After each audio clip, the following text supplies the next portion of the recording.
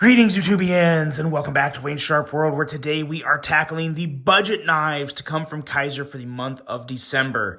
And some unique pieces here in this month's budget drop. We'll go through them as we go through them here. We'll bring these two off to the side and start with this. These are two of kind of the same models, just a little different for various reasons, which you'll see here in just a second. But this here is the budget folder. Or, well, the other one's a folder too.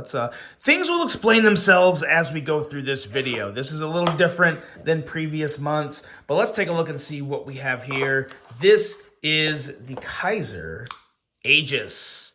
Now, before I go any further into this review, I do want to thank you guys for tuning in today. If you like what you see, do me a huge favor, hit that subscribe button, follow along, and I will continue to bring you the content. Let's get this box off the table, and then let's get talking about this guy and see just what we have here. We have an overall length of 6.81 inches, a blade length of 2.8 inches, and a blade steel of AEBL. We have a clutch lock for the locking mechanism with a handle material of micarta. Now, this is that very nice Norplex micarta, but we do have 3 total handle options. I believe the other 2 are G10 and aluminum, I believe. Weight coming in at 2.54 ounces.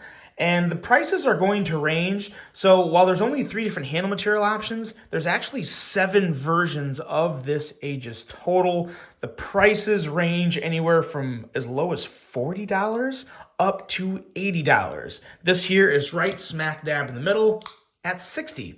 And overall, I like what we have here. I do have one significant issue that I'll point out as we go through this review. And if you have an eye for detail, you may be looking at it right now as we speak. But with that being said, let's get into this knife. As if I didn't say, yes, this is an Ozo design, another lovely Ozo design. Blade overall, in terms of sharpness and what's most important, performance, it's a nice blade. Very thin behind the edge, your typical Kaiser good stuff there. I do love the shape. I think it looks good. I like the multiple jimping up towards the top of the blade, as well as the standard base area where you're going to put your thumb. That works really well. Perfect thumb stud placement, no issue there. Very easy to kick that blade out. My issue is right there. And what we have here is just an unfinished blade, I think. I don't know why they would do that. I'm assuming this is a little air, which, you know, I mean, it is what it is. It's not like you see this very much at all from Kizer. It's extremely rare, actually. But, boy, it's just when you're used to seeing budget perfection month after month after month, yeah, it's definitely an eyesore. So that's not ideal. Now, with that being said, I mean, you know, you could always just sharpen it yourself. You would definitely have a smile because it does thicken up significantly back here. So yeah, it just is what it is. It's a very small part of the blade, though. It's not going to affect the performance of the blade. It's just flat out not. So it's either one of those things, you know. I guess I would say for $60, it's not the end of the world. If this was M390 and carbon fiber and it was $140, $150, we'd have a much bigger issue. Still an issue nonetheless, but not something I'm going to complain or cry about too much because everything else really is so good. I really love this fully contoured carbon fiber or micarta. I guess it's not fully contoured. It's actually not. It's flat, so I take that back. It's not fully contoured, but it feels fully contoured because the chamfering along the sides of the micarta is it's very well rounded. It's not just a little trim chamfering. It's a very gradual rounding around the edges of the micarta, and it kind of gives it almost of a full contour feeling. So it's very nice. The handle is fantastic. The clip is great. No issue anywhere else on the knife with the exception of just that unsharpened stub area back here at the heel of the blade. So that aside, I mean, this is great. I really do like it. I would love it if it didn't have that. So yeah, it does affect my opinion of the knife, but definitely not enough for me to say, oh no, don't do this. No, I would definitely do this if you like it, because it feels really good in the hand. Very slicey blade. Kind of reminds me, it kind of looks like the cousin of the Kaiser, very old one. We're talking like 7 years ago. It was a flipper. It was a flipper from Kizer. I kind of get those vibes from it. If you can think of it, if you're thinking the same thing I'm thinking, let me know in the comments because I just can't think of the name of it. But yeah, this is fantastic. Great action. Very nice little knife. One little flaw, but for $60, I can look past it, just not forget it. That is the Kaiser Aegis. Let me know what you guys think of that guy right there. And then, oh, you know what? Right as I was moving down here, I forgot to point these out. It does come with, I believe this is like a toothpick. I would never use that. I would never stick that in my mouth, not for a freaking second. But it comes with that. Turn that around so it goes in there right. And then I would use these. I would definitely use these right here. These are the tweezers. I think that's actually a really cool thing. I wouldn't be totally upset if every pocket knife had a pair of tweezers on them because there has been numerous times where I could have really used tweezers and I didn't have any with me. And tweezers are one of those things to where you just need them once to realize how bad you need them when you need them. They come in very handy. And when you put it on a design like this, I mean, look, it's like you don't even really see it. They literally don't even exist there unless you look specifically down there. So I really do like that. That's a really nice little added feature there. So now let's get into these guys. So let's just open them up and take a look. Good things and bad things here. Good things and bad things. Let's see here. As you can see, looks like a Kaiser sheepdog. Definitely not. This is a utility folder. You're another version of the EDC razor that, again, I like the fact that this is being addressed. And I like, why am I not finding the sticker? Here we go. The actual name here is the CO1C UT1. I mean, really, though, I would call it like the Razor Sheepdog is kind of how I think of this knife. The Razor Sheepdog for sure. But as you can see here, has your standard razor blade in there. Now, when you buy one of these, it will come with a pack of 5 other razors. So that is very, very nice to have that quick little refill there available. Let's pull out the other one because it is noticeably different. You're going to notice something once I open this. Well, now you will.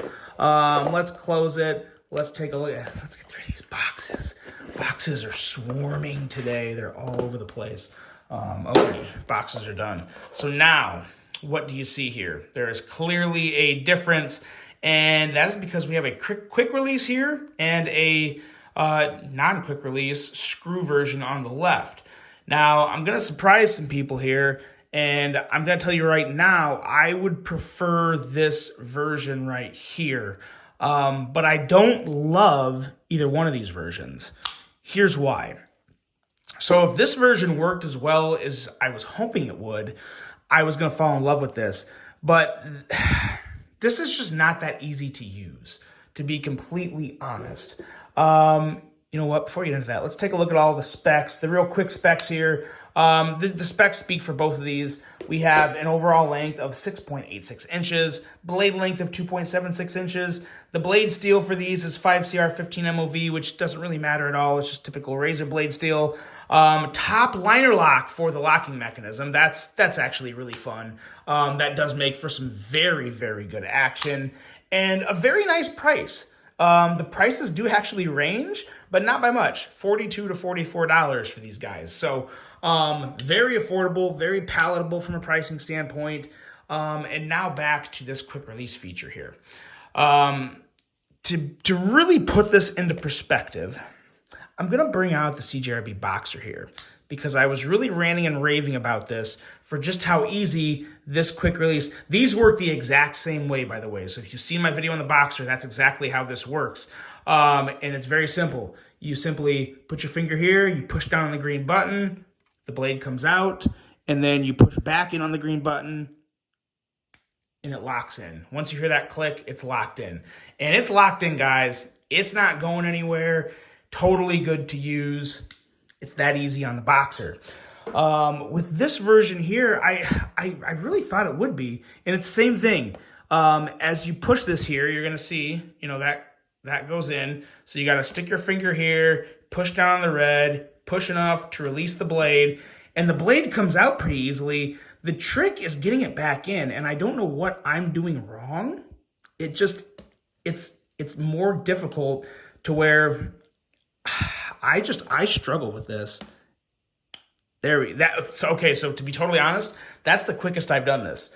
And you have to push. It feels like you're pushing and pulling harder than you need to where you could cut yourself here. I mean, you just got to be careful. You got to be careful when you're swapping this blade out. I would probably recommend using gloves, but then if you use gloves, then it's going to be even harder to, properly hold and place things, or at least maybe just one glove in your left hand, or right, whichever hand is handling the blade. Maybe that's what you want to do. But yeah, I don't know. I just wish this would have been a little easier. This is also a little bulky up here. I would have really liked, as you saw here on the Boxer, if you compare the two, I think from a design standpoint of the locking system, I do think the Boxer looks a lot better. It's a lot more sleek and trimmed down. So there's a lot to be said for that. We are talking about EDC stuff here. Pocket jewelry, tools, carry stuff, fun, you want things to look a certain way. This looks a little more Home Depot-ish, I guess. But again, it does work. It does work. At the end of the day, it does work. It holds the blade in very tight and securely. So there's a lot of good things to it.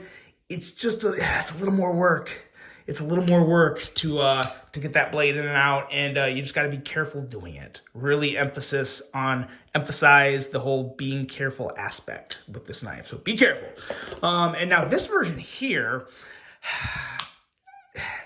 I wouldn't really mind the screws on this one because it actually comes with two little bottom pieces down here. And as you can see, this is the, you got to really dig in there very carefully. These are the tweezers. Comes with tweezers again, which is very nice. But most importantly, what you really want is this thing over here, which is so I'm pulling with my fingernail here, and I can't get it out. It's literally stuck in there. That's really annoying. But I happen to be lucky that this came with, or this was sent to me as well by Kizer. This is a little pry bar. So luckily I had this pry bar. This is going to be available in the drop as well. I don't know the price or much about it. It can't be that expensive. Also has your tweezers and toothpick there. But I use this to kind of pry this out here. And then once you get it going, once you get it out, then you can pull it out. But it's in there really good. But now what you do with this is you use this part right here to get in there, and it locks in there, and then you just you unscrew the screws, and then you replace the blade. So I do like that. Like, if this was actually easy to get out of here, I wouldn't have an issue. I would definitely prefer this over that, over that version. But because of the issue here, it's a difficult situation. When you go to put this back in, you'll see. So I'm pushing like right here. You can probably hear it. Yeah, did you hear the resistance as you pushed it in? You got to really shove it in there, and you want it all the way in. Otherwise, you clearly, you don't want it out like this when you're carrying the knife. Yeah, then at that point you can pull it out, but it still takes a little force to pull it out. But it's got to be all the way in there. And when it's all the way in there, I can't get it out without a pry bar. So then all of a sudden I have to carry a pry bar to get the toothpick out, to unscrew the razor, to replace the razor blade. So it's not ideal. It's just not ideal. So while I really do love the concept of this, that needs to be fixed. That really needs to be fixed. This is just okay. To be honest, I can't say I would recommend this one. I would probably recommend this one.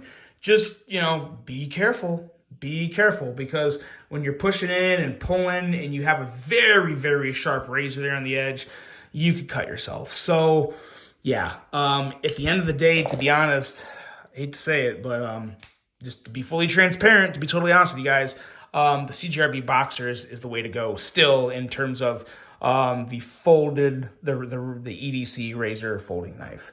They're on the right path here. The ergos, I will say the ergos of this guy do pretty much crush the Boxer. I would take the ergos on this CO1 CUD any day over the Boxer. They're great ergos, but you gotta fix that. Gotta get that better. They fix that, they correct that, and all of a sudden there's a new king in town, but not yet. Just not yet. So that is that, guys. That is the new budget knives for Kizer in December. Let me know what you think of them. Let me know if you've bought one or have tried them. Good, but not great. There's some room for improvement here, and that's okay. That's life sometimes.